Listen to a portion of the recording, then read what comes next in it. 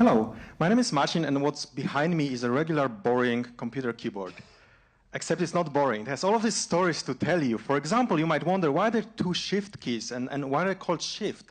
It hasn't always been like this. An early typewriter you can see here actually has two different shifts, figures and captions, and only 3 rows of keys. And it's very weird and confusing, and it ended up being kind of complicated to use. So what if you tried something different? No shift at all, right? Look at those typewriters. They have uppercase and lowercase on the side, or uppercase and lowercase here.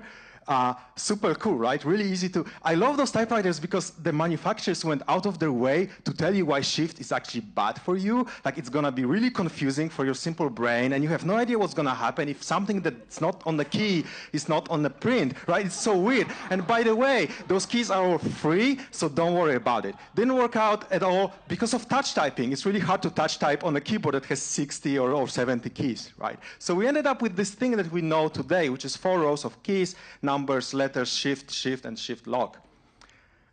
Shift, why is it called shift, right? Because you physically used to have to shift the carriage to go up and down, and it was physically demanding in the early typewriters. So we had shift lock pretty much, so it was just easier to type a lot of all caps, and it had to be physically connected to shift to hold it in place. It doesn't have to be that anymore. We still have caps lock in the same space, just because history. And we eventually ended up figuring out how to make it easier. So we started calling it floating shift with this nice script, and then power shift, like power windows and power steering, like in the cars around the same time. And by the way, I love when industries kind of converge in that way. Like look at this thing. This is an early typewriter, looks like a sewing machine, right? Like, this is enter. This is how you do enter, which sounds awesome, except, you know, it was a kind of a piece of crap typewriter, to be honest. And typewriters are so easy to make fun of, right? Let's say you want more characters, well, bolt 2 typewriters together. That's how you get typewriter Unicode. That's your only option, right? And only if you, even if you do that, you're still probably gonna have characters that are missing, and what do you do then? You have to combine them from other characters. Like here, like look at this brace. This is like a weekend project to put it together, right? And this typewriter had an unjamming key. If your typewriter got stuck, you press this key to unstuck it. It's just so amazingly primitive, right? But on the other hand, typewriters had fonts. Some typewriters had actually physical balls of fonts you can swap, and you had like professional in the morning and then like funny scripty one. And you might say like, all typewriter fonts are lame. They all look like monospace and kind of computery, right? False. Some typewriters actually had proportional typefaces where I was like thinner than an M, and it looked like print. It was super awesome.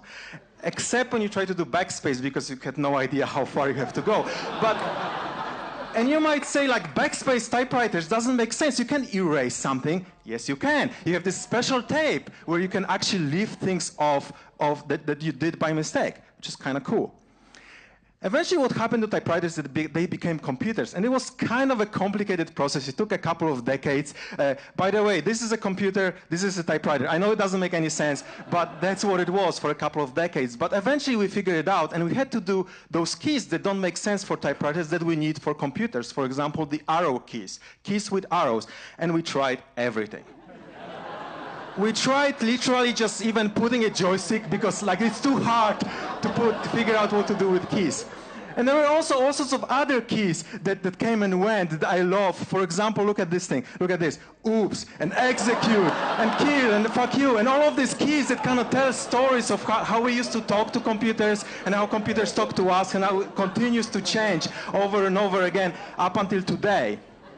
And speaking of today, you might be wondering, for example, on your phone, why does the calculator go from 1 to 9 this way, but the phone goes from 1 to 9 this way, right? Anybody? So stupid. Well, it's only stupid if you don't realize the history of those devices. And the early calculators, for example, they went from 0 to 9 this way. But the early phone went from 1 to 9 this way, right? They had no idea they're going to meet in your pocket one day. They have no idea they're going to become apps, right? And now we're stuck with this complete inconsistency, and we have no idea what to do with it.